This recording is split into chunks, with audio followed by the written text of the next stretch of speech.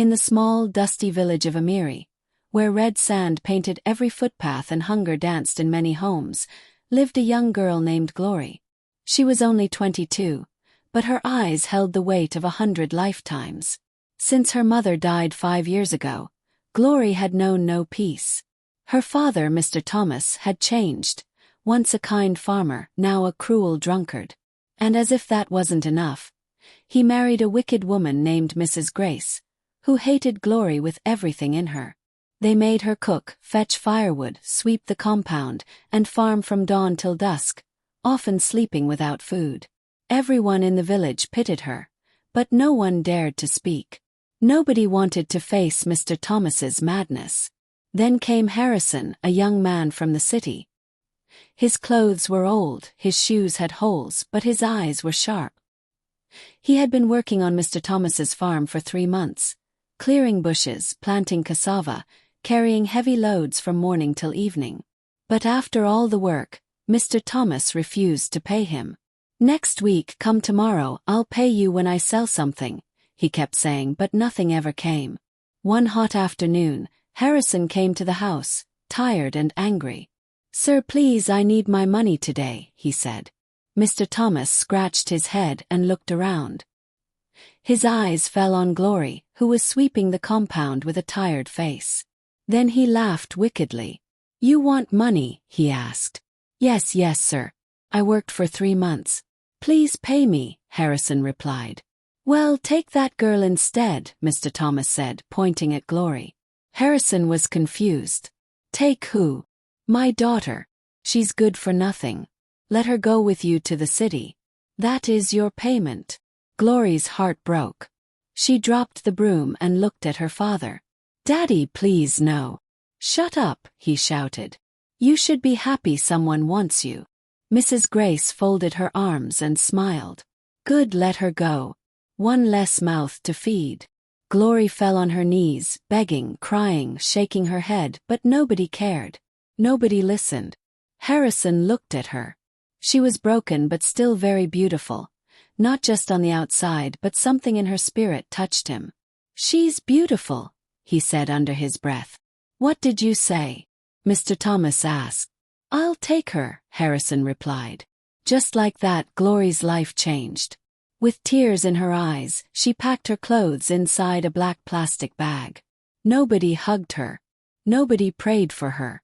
Her little half-brother, Sam, stood behind the house crying as he waved goodbye. And Glory followed Harrison to the city. The journey to the city was long and tiring.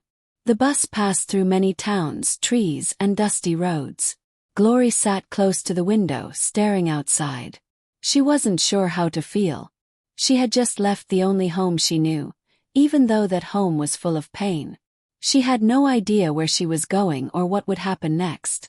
But deep inside her heart, she prayed silently, "Lord, please don't let this man be wicked like my father. Please give me peace. I'm tired." Harrison didn't say much during the journey. He just kept looking straight ahead, thinking deeply. Every now and then, he would glance at her and sigh. She looked so tired, so small, like someone who had carried too much pain on her shoulders. Finally they reached the city. Everywhere looked different. Tall buildings, cars with shining lights, people walking fast, noise everywhere. Glory held her bag tightly, trying not to look confused. She had never been to the city before. They took a small tricycle to the end of a quiet street. Harrison paid the driver, then led her down a short path lined with flowers. Then he stopped in front of a big black gate. He knocked. A few seconds later, the gate opened slowly. Glory gasped. Her mouth opened, but no words came out. The compound was wide and clean. The main house was painted white and looked like something from a movie. Flowers were neatly planted by the walkway, and there was even a small fountain in the corner. They passed the main house and stopped at a small but neat building behind it. It had 1 bedroom, a sitting room, a small kitchen, and a bathroom. It was called the boys' quarters. "This is where I live," Harrison said with a smile. Glory looked around. The place was clean and peaceful. "I just got a job a few days ago as a security guard," he continued. "The owner of the house is very kind. She gave me this place to stay for free. Glory looked at him surprised. Really? Yes, he nodded. She lives in the main house with her only son. She said I can stay here as long as I keep the compound safe. Glory looked at the small house again. It wasn't as big as the main building, but to her, it felt like a palace. It had a roof that didn't leak, a door that locked, and a bed with clean sheets. It was far better than the mat she used to sleep on in the kitchen back home. She smiled faintly for the first time in a long time. If this is God's purpose for me, then so be it, she said quietly. Harrison looked at her. Are you okay with it? She nodded. Yes, have peace. I've not felt this in a long time. 2 days after they arrived in the city, Glory woke up to the smell of something nice coming from the small kitchen. She opened her eyes slowly and looked around the room. The morning sun was gently shining through the window. Felt peaceful. She sat up and stretched her arms. For the first time in years she had slept peacefully. No shouting, no beatings, no fear, just calm. She stepped into the kitchen, and there was Harrison, turning something in a frying pan. Good morning, she said quietly. He turned with a smile. Morning, Glory. I made breakfast. Hope you slept well. She nodded. Yes, like a baby. They both laughed lightly. After breakfast, Harrison said, Get dressed. I want you to meet someone. Who? Glory asked curiously. You'll see. Just wear something simple and neat. She went back into the room and wore a soft gown Harrison had bought for her. She brushed her hair and came out, her heart beating fast. They walked out of the boys' quarters and followed a short path that led to the main house. When they got there, the tall black door opened, and an elegant woman in her late 50s stood at the entrance. She had kind eyes and a calm presence. Good morning, Ma, Harrison greeted. Morning, Harrison. And who's this beautiful young lady? This is Glory, my wife, Harrison replied. Mrs. Walker looked at Glory with warm eyes. So this is the wife you spoke about. She's lovely. Come inside, my dear. Glory stepped in carefully, her eyes wide. The living room was neat and shining. Everything looked expensive. Mrs. Walker held her hand gently. You're welcome, Glory. I like you already. You have a sweet spirit. I'm happy Harrison brought you here. Glory smiled shyly. Thank you, Ma. You can call me Mrs. Walker. Feel free, okay? This house is big enough for peace. If you need anything, let me know. Okay, Ma, Glory replied. After a short chat, they returned to the boys' quarters. That evening, after cleaning the small kitchen and arranging the room, Glory sat on the edge of the bed, thinking. Harrison was seated on the floor, fixing a loose handle on the wardrobe. Harrison, she called gently. Yes. Can I tell you something? He looked up at her. Of course. She sighed, playing with her fingers. When my father said I should follow you to the city, I felt useless. I felt like I was thrown away, like I didn't matter to anyone. Harrison stood up slowly, his eyes on her. I thought maybe you would be worse than him. Maybe when we got here, you would start shouting at me, beating me, or treating me like a slave. Her voice broke a little, and tears filled her eyes. But you didn't. You gave me peace. You gave me space. You respected me. You even cooked for me. She wiped her face with the back of her hand. I want to tell you thank you. I don't regret coming here anymore. I'm no longer angry that my father gave me to you. I now believe maybe this was God's plan. Harrison sat beside her and took her hand slowly. I would never hurt you, Glory. That's not the kind of man I want to be. He paused. Do you know something? He added. I liked you a long time ago, the very first day I saw you on the farm. Glory looked at him with surprise. I wanted to talk to your father, but I was scared.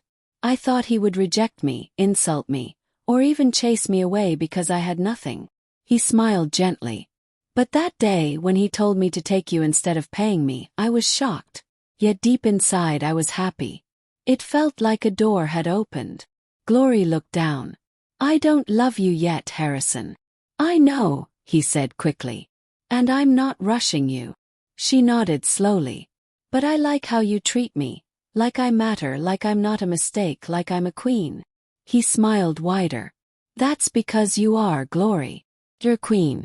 You've just been hidden in the wrong palace. Glory laughed softly, wiping another tear. For the first time she felt seen. And though love hadn't fully entered her heart, something beautiful had already begun to grow. Respect, peace, and trust. A month later, life was already beginning to shine brighter for Glory. Every day, she cooked in the boys' quarters and tried new recipes. She had even written some meals down in a small notebook Harrison gave her. Her confidence was growing. One sunny afternoon, as she was helping Mrs. Walker carry some groceries into the house, the woman called her gently. Glory, come sit with me for a minute.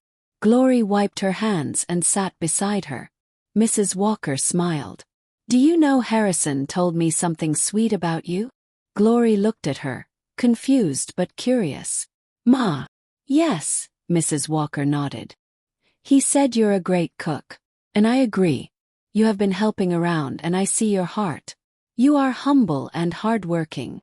Thank you, Ma, Glory said shyly. Mrs. Walker continued. My cook has traveled overseas with her family, and now I need someone I can trust to take her place. And I've been watching you closely, my dear. I believe you are the right person. Glory's mouth opened in shock. Her eyes began to water. Ma, thank you so much. You're so kind. God will bless you. I don't even know what to say. Mrs. Walker patted her hand. You deserve it. You're a good girl. Still shaking with joy, Glory wiped her face quickly. Ma, can I tell you something? Of course, my child. I've been looking for a way to earn money, not just for clothes or anything else. I want to go to school. I want to further my education and go to university. Mrs. Walker's face lit up immediately. You want to go to university? Yes, Ma. I stopped after secondary school because of family issues. But I love learning. I really want to go back. Mrs. Walker reached over and gave her a warm hug. My child, I love education. I love girls that love school. That is a beautiful dream, and I'm proud of you. Glory felt her heart swell with happiness. Thank you, Ma. Thank you so much. As soon as she finished helping in the kitchen, she rushed back to the boys' quarters, her slippers making soft sounds as she ran. Harrison! Harrison! She shouted with excitement. He came out of the room surprised. What is it? Why are you shouting like that? Harrison, you won't believe what just happened, she said, smiling from ear to ear. Mrs. Walker said I should become her new cook. Wait, seriously? Harrison asked, his eyes wide. Yes, and she said she'll be paying me every month. I also told her that I want to go to university, and she was so happy. Harrison pulled her into a hug. That's my wife. My world-class wife. Glory laughed, blushing. Harrison, don't start. No, I mean it, he said, holding her hands. You've come a long way, from the village to the city, from tears to smiles, from rejection to celebration. She nodded, still smiling. It feels like a dream. And the best part is, the dream is just starting. Harrison added. That night after dinner, Glory and Harrison lay side by side on the bed, facing the ceiling. The day had been long but beautiful. Glory couldn't sleep. So many thoughts were running through her mind. After a long silence, she turned slowly and looked at Harrison. Harrison, she called gently. Yes, he replied, still looking up. Can I ask you something? Anything, he said, turning to face her. Glory took a deep breath. Why haven't you, touched me since I came here? Harrison blinked, surprised. He didn't expect that question. Glory continued. I mean, we're married. If it was another man, maybe he would have done it the first night I entered this house. Harrison sat up slowly and leaned against the wall. His voice was calm. You're right, Glory. Many men would have done that. But I'm not just any man. I didn't bring you here to use you. I brought you here to love you, to care for you, to protect you. He paused for a moment, then looked into her eyes. You've been through so much already. I see the pain in your eyes sometimes, even when you smile. I don't want to add to that pain. Glory's eyes began to water. Harrison continued, I want you to be ready. I want you to love me first. Then, when your heart is at peace, you can willingly give yourself to me. Not because you feel forced, not because you feel like you owe me. He held her hand gently. I know you've never been with any man before in your life. You've carried shame, rejection, and fear for too long. That night your father gave you away like you were nothing. It broke something inside you. Glory looked down, her heart beating fast. But Glory, you are not nothing. You are everything. You are strong. You are special. And when that time comes, when your heart says yes, not because of pressure but because of love, then I'll be ready too. Tears rolled down Glory's cheeks. She had never heard such words in her life. You really mean all this? She asked quietly. I do, he said. I want you to feel safe with me, Glory. This marriage must be built on love, not fear. She wiped her tears, smiling softly. Thank you, Harrison, she whispered. You've changed my life in so many ways. I thought all men were like my father, but you're different.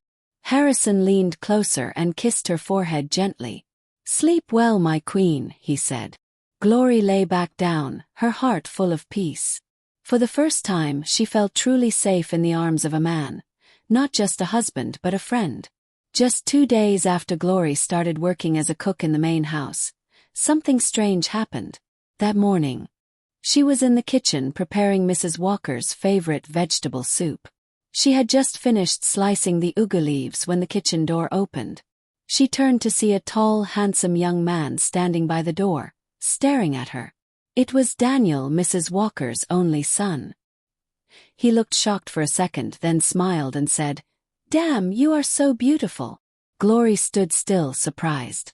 My mom told me about you, he continued, walking slowly into the kitchen.